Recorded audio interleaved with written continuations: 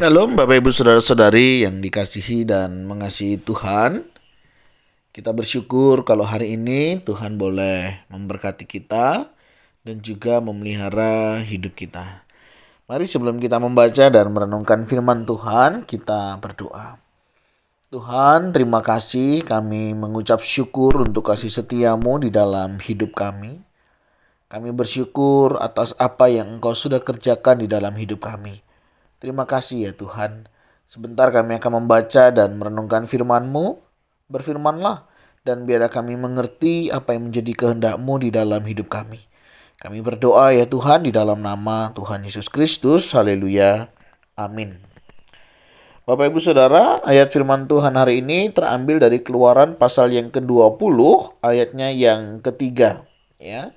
Kita akan berbicara tentang hukum Tuhan yang pertama, yaitu jangan ada padamu Allah lain di hadapanku. Amin. Demikianlah firman Tuhan. Mari kita merenungkannya. Nah, Bapak Ibu Saudara, 10 hukum Tuhan yang diberikan kepada kita ini bukan upaya untuk kita itu mendapat keselamatan, ya. Jadi kita melakukan hukum Taurat itu bukan untuk mendapatkan keselamatan, ya, melainkan kita itu sudah diselamatkan oleh Tuhan. Namun kita perlu ya menjaga keselamatan itu. Bukan berarti keselamatan itu bisa hilang, tidak. Keselamatan yang Tuhan berikan itu sifatnya tetap, ya. Jika memang kita adalah orang yang diselamatkan, keselamatan itu akan tetap, ya. Nah, jadi buat apa hukum Taurat? Nah, paling tidak begini.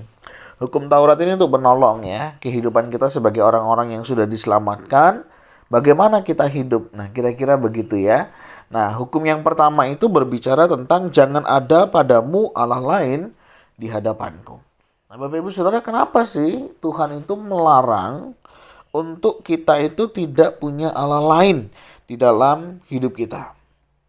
Yang pertama, kita harus akui dan sadari hanya ada satu Allah yang benar. Artinya Allah, ilah yang lain itu palsu. Begitu.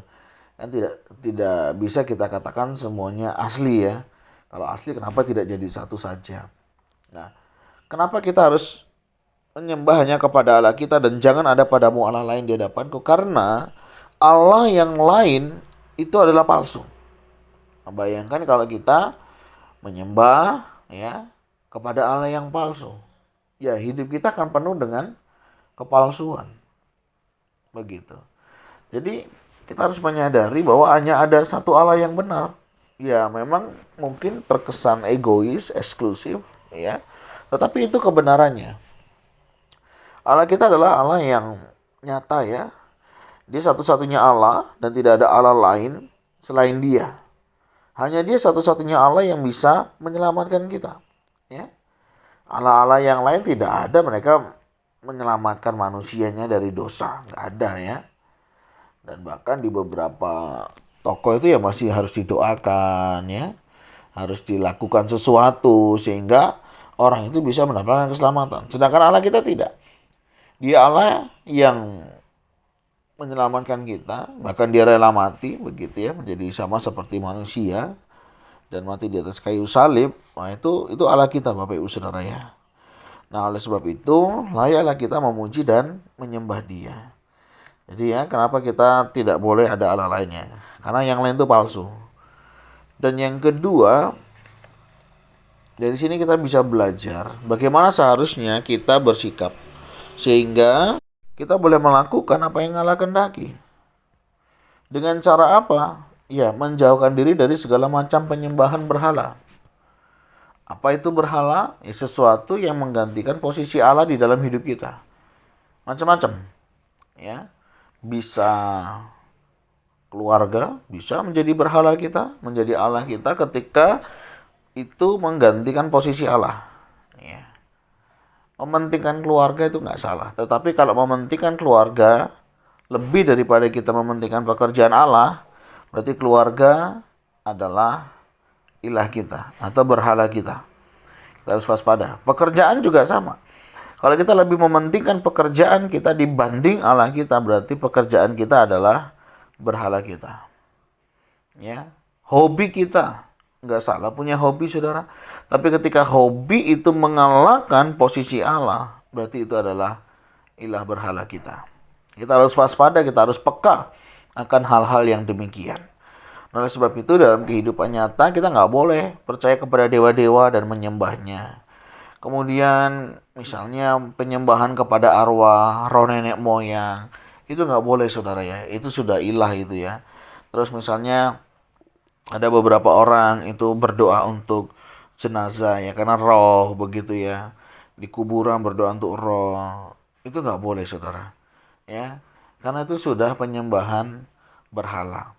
Nah, penyembahan kepada roh-roh dengan membuat sesaji itu juga tidak boleh ya, untuk mendapatkan sesuatu gitu ya. Kadang saya masih menemukan di perempatan jalan, di pohon-pohon tertentu begitu ya, ada hal-hal demikian. Nah, itu sudah penyembahan-penyembahan berhala, saudara ya. Nah, penyembahan-penyembahan kepada benda-benda yang dianggap keramat itu juga tidak boleh ya. Semoga orang-orang Kristen tidak lagi punya jimat ya. Jimat itu barang suci di rumah ya. Jadi kita tidak boleh tuh, misalnya seperti keris ya, kecuali Kristus ya, atau tombak dan sampai mengadakan tumbal ya untuk pesugihan dan lain sebagainya. Kita nggak boleh itu, saudara ya. Jadi kita sudah menduakan Allah itu ya. Nah, kita jangan ada padamu Allah lain deh pokoknya ya. Kenapa? Semuanya ada konsekuensinya. Ya, Tuhan tidak suka hal-hal yang demikian. Bukan karena Tuhan itu sok mau dicintai, tidak. Karena kita akan melakukan sesuatu yang sifatnya itu akan binasa, saudara ya.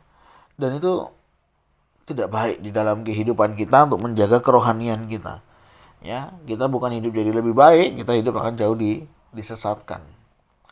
Nah, kita juga perlu menjauhkan diri ya dari usaha pertolongan melalui dukun ya. Jangan ya orang Kristen masih datang ke dukun ya. Datang ya sama Tuhan ya. Lagi masalah alternatif, hati-hati di tengah kepepetan kita begitu ya. Jadi orang Kristen jangan lagi datang ke dukun ya. Lah kalau saudara apa ya, kalau bermain nggak apa-apa, tapi tidak lagi menyerahkan hidupnya untuk kepada kuasa kegelapan ya, itu dengan dukun. Ilmu-ilmu sihir, nah hati-hati ya. Jangan kita bermain-main ya sebagai anak-anak Tuhan ya. Kita nggak perlu ya hal-hal yang demikian ya. Misalnya mantra-mantra ya. Datang ke orang pinter ya. Orang datang ke orang pinter, berarti yang datang adalah orang, iya itu Bapak Ibu Saudara ya. Jadi jangan ada padamu Allah lain di hadapanku. Jangan ada yang menggantikan posisi Allah di dalam hidup kita. Ya jelas toh, yang tadi kan Allah yang lain itu palsu ya. Allah yang lain itu tidak menyelamatkan. Itu udah jelas. Jadi artinya kita udah punya sesuatu yang asli, saudara.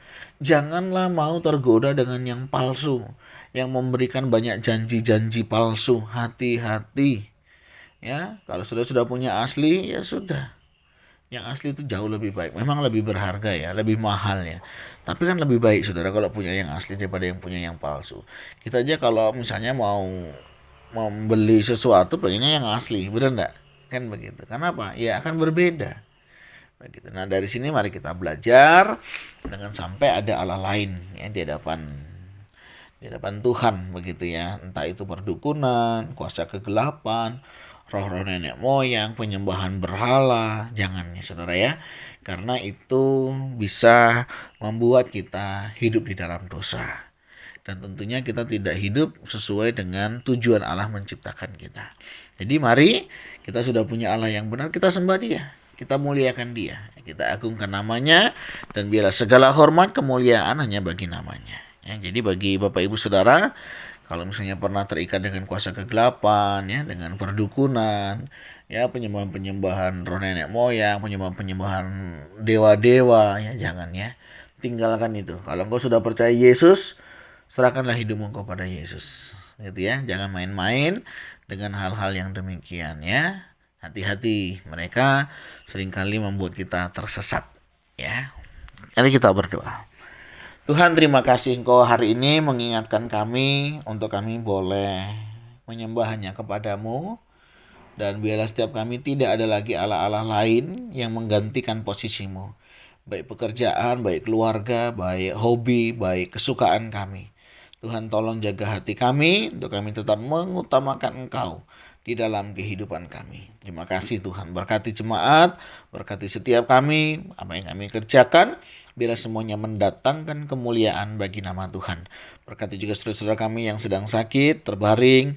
Kami percaya Tuhan jamah pulihkan, sehatkan mereka.